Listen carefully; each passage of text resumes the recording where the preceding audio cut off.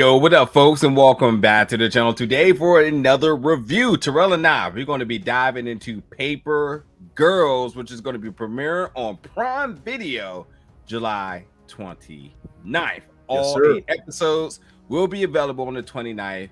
Couple of interviews are available on the channel, so take a look at those.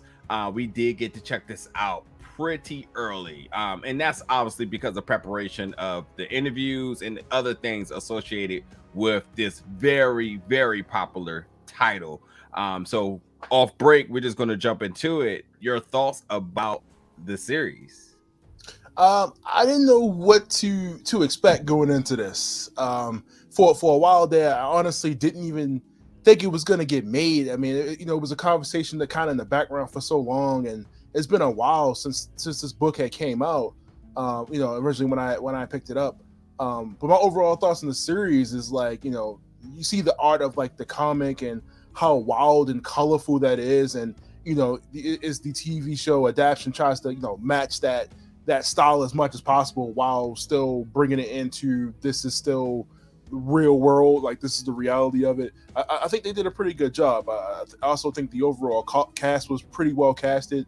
You couldn't tell me these girls weren't already friends before joining this. And just overall, like just a little bit of the small changes that I'm kind of like about. It's not that serious, but overall, I do think they did a really, really good job on this.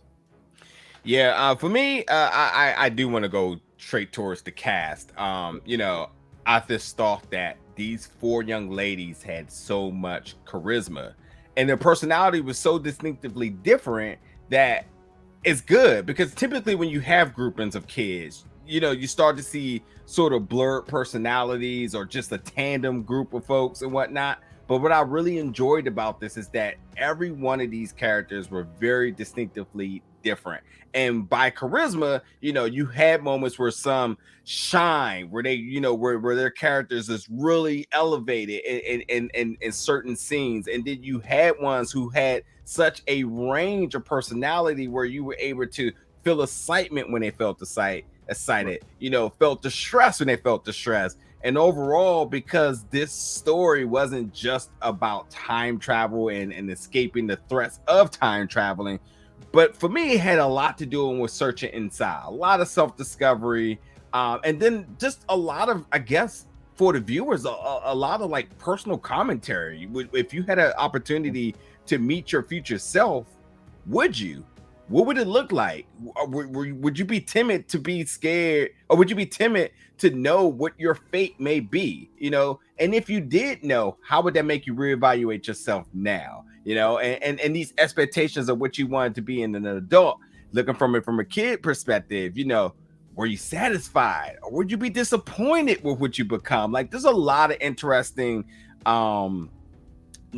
narratives kind of floating with this series, that beyond the events that's happening in it, I think it's just a good it's a good adventure that you just kind of want to place yourself in these kids' shoes and kind of thinking how you would handle these certain things, or what would your scenario look like, or what would your destiny, your storyline look like. So like, I like the casting, because these four kids, who I'm only familiar with one prior, really, really sucked you in, got you invested, and you just couldn't help to just have a good time with them. So amazing job with the young casting and the overall casting, because like we got to talk about their older counterparts, which I thought was done really well as well too. But like, I just want to definitely give kudos to our four younger cast members who really made this work. Yeah, you definitely got a good point there, in terms of like, there's all the weird stuff in time travel going on, but I think the heart of the story is definitely like a self expectations, where you see yourself, like you said, where disappointment and where what you become, and definitely, like you said, is these kids see their future and their goals ahead of them, and then being shotgunned into a world where they didn't necessarily go where they wanted to go.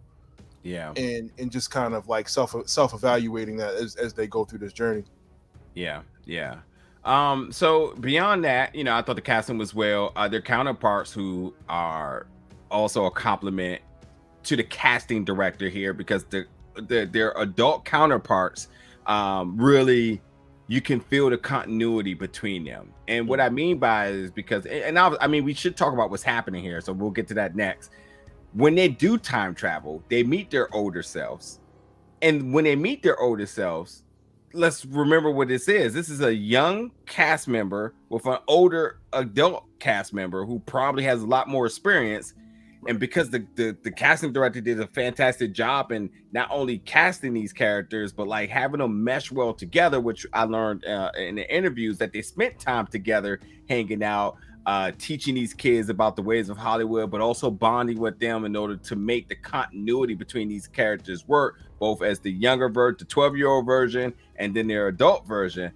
It's a fantastic job. And even somebody like Ali Wong, who has like, I mean, she's completely hilarious here. But when you have somebody like her who's a complete vet, you know, who's been around for a long time, and then she is a counterpart with Riley, who plays Erin, you know, it works. It works to a point that is super believable. And that easily could be something that can deter you from a show where you're like, they don't even feel, look, or seem the same. And this one just worked. And I just thought that, like, you know, the casting director did a really good job with the younger cast and then the adult cast, meshing them all together, building that continuity that really helped the show flow. But yeah, so Terrell, let's talk about it. You read the comments. What is this series about? Just start reading it right now. Right, let's go through that. Yeah. You know, this is one of those things too. And, you know, where I was told to read this because, you know, I worked at a comic book store and I was told that, you know, hey, you know, go outside of your normal Marvel DC, and Image is always a good place to go when you want to pick something up because they always have something ready for you. Just kind of obscure or, you know, completely different from the never-ending battle that is superheroes. And you know, I seen Brian K. Vaughan was on it, and we all familiar with Brian K's work, and I just knew it was going to be something special. It's a 30 issue series, not super long, but it gets to the point and you're out. Well illustrated by Cliff Chang and Matt Wilson, and everybody does a great job on this. But of course, like I said, pretty much the story is like, you know, the girls on Hell Day or the day after Halloween. They 1988. Yeah, 1988. You know, I love me a good timepiece. But you know, they get caught up in the drama that is this weird future battle that they get caught up in and pulled into the future. And in the midst of this, like you said, the comic and the TV show definitely vary on certain things that I've seen, where the people that came back from the future that bring them back are like mutants. You know what I mean? And like in this, they're like regular dudes that like have like translators and stuff like that. Everything looks pretty, you know, pretty normal when you see the show. But I thought they did a really good job. I mean, even the way the characters are, the way they cast it to like their drawn in characters, I think they look pretty accurate. Like Mac, Erin, KJ, and Tiffany, everybody looks exactly like their counterparts in the book. Which I thought, like I said, kudos to the casting director, man. They really found everybody that found the part and just mimic their personalities to a T. And that's one of the things that I noticed. I was like, man, if I couldn't have picked these girls better myself after reading this. I was gonna say really quickly because like just want to make sure like we nail exactly what's going on here. So yeah, like you said, Halloween, day after Halloween, 1988. These 4 girls are paper girls. Right. Which, if you don't know, paper girls, they're running paper routes where they deliver the paper in the morning. They're very all distinctively different. And with the differences, they have sort of a kind of a rough pairing with one another. You know, like they all got the commonality of the job and the dangers of the job. Because there's, you know, after the day after Halloween, folks are out cutting up. Y'all all know what it is if you ever, you know, Halloween, especially back in the day. But like, you know, even in my time in Halloween, you know, you gotta be leery. People be out here doing their thing. But this also just not only provides more danger for them, but more people are more on alert in the neighborhood. So like, you know, they're dealing with racial challenges, discrimination challenges for being girls, and all sorts of things. But they band together because of the idea that they got to get the job done, because hey, this is for all different sorts of reasons, lucrative reasons, in order to support their families, or because you may have a tech hobby and addiction like Tiffany has. So like, you know, you gotta sit here and you gotta make the money and whatnot. Right. But with this happening on this night, one of the girls, in Erin, she is New girl. she's new girl. Not only is she's new girl by title, but because it's her first day on the job, she also runs into a little bit of trouble. A little bit of trouble ends up getting her into a situation. The girls rally all together. A little incident happens. A lot of little other things happen. And it ends up sending them through time, I believe 31 years. Yep. Everybody knows time travel is always different in all these shows. But in this show, it's not really about how time travel works. It's the fact that they did time travel, and that causes issues for the time traveling police, who are like, hey, we need to go get them. This can't be happening. Along with that, so these girls are on the run, meeting their future selves, learning about what's happening here with the time traveling. Like here, it's the big thing is that with them time traveling, they have to avoid this military fraction called the Old Watch, who is just basically like, hey, if you do this, we're after you, and so on. Considers them a threat. Other people are involved, and so on. So like this is not just an adventure of them going through time, but this is them discovering how time travel work, discovering more about themselves, learning their older selves, learning from their younger selves learning from their older selves. And at the same time, all of them all trying to still work together, because it hasn't just been such a linear plan for them. It's just been a lot of different things kind of going on. So like I said, a lot about self-discovery, but also like the completely wide open world of what time traveling is, and how do they get back home? That's the biggest thing. How do they get back home? What did they get themselves into, and how they get back home? Now, last thing I really quickly would say is that the CGI in this, the CG is very cartoonish, very appropriate for comic book literature. So in terms of television production, it's good. But you look at the CGI, it's like a super noticeable, and I think it has a lot to do with them wanting to set the tone to you all still understanding that this is a comic. You want to pay respects to the comics. So like you got these very big, bold colors, but then you have some of this technology that kind of looks very like noticeable. It's not blended in. You can tell that it's CG, and I think it has a lot to like, you know, again, providing a continuity with how the comics look. So like, the production looks a way that you may say it looks bad, but I think it doesn't look bad. I think it's for a reason, as again, because this is of source material of the comics. I thought, you know, I wouldn't even say like in terms of production. It just kind of, when you first started watching, it just comes off as like a regular show.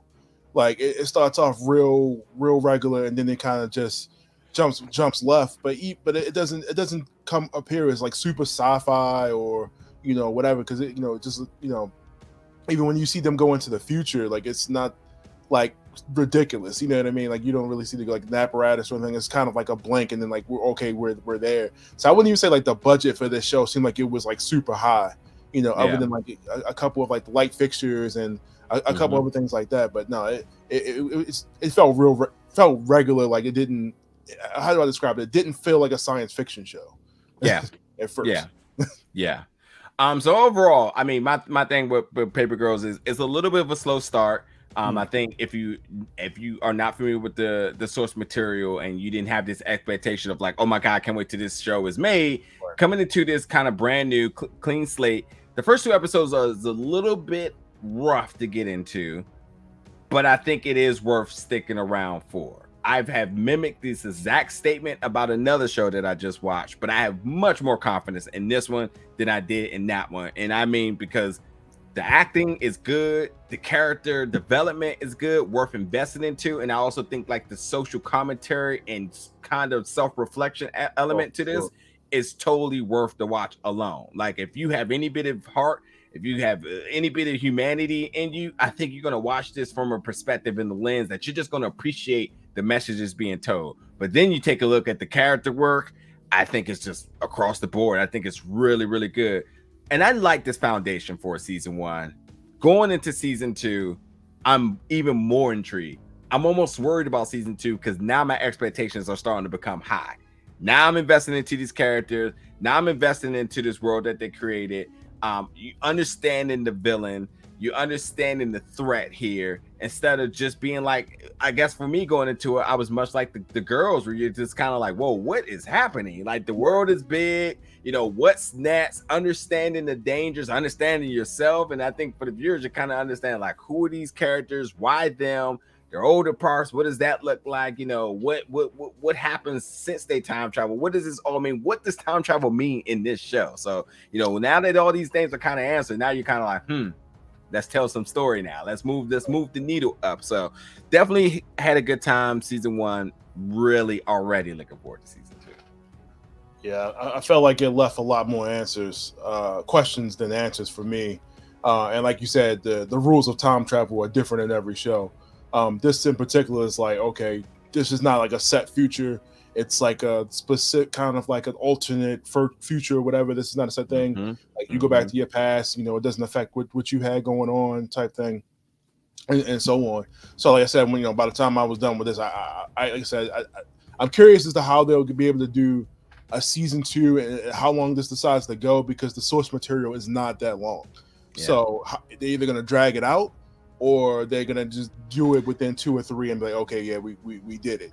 But overall, like, a really, really good show. I do highly recommend watching it. And for all the people that are worried, don't worry. They did a really good job. Like Najee said, with the cast and everything else, they do a really good job by sticking with the material for the show. For sure. And by all means, like, these girls are going to get older, so you want to get this done quicker, because you don't want to have that Stranger Things issue where, like, you waited so long that they look noticeably so older. And it wasn't an issue for Stranger Things, but it could be a potential issue for anybody else. You just never know. So yeah, let's get this done quickly. But yeah, I just want to definitely give just a shout out to the cast members, and Riley and Sophia and Phinia and Cameron. Like, all 4 of them, they really did a fantastic job. I can't stress enough. And hopefully you all support them and keep an eye out for their careers, because I think there's a lot of star power with them at a young age to put a show on their back on a network like Prime Video, the way how they did it on a popular comic with source material.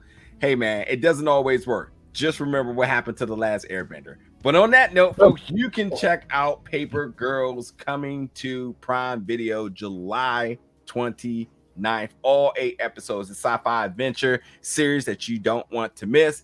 When you do, jump in the comments, folks. Jump in the comments. Let us know your thoughts. Hey, support your local comic book stores. Not a bad time to start picking it up, so you can start trying to understand the differences between the two.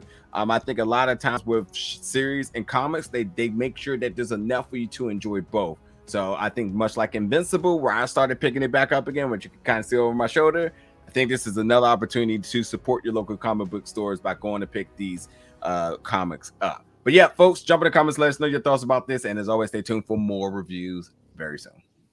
See?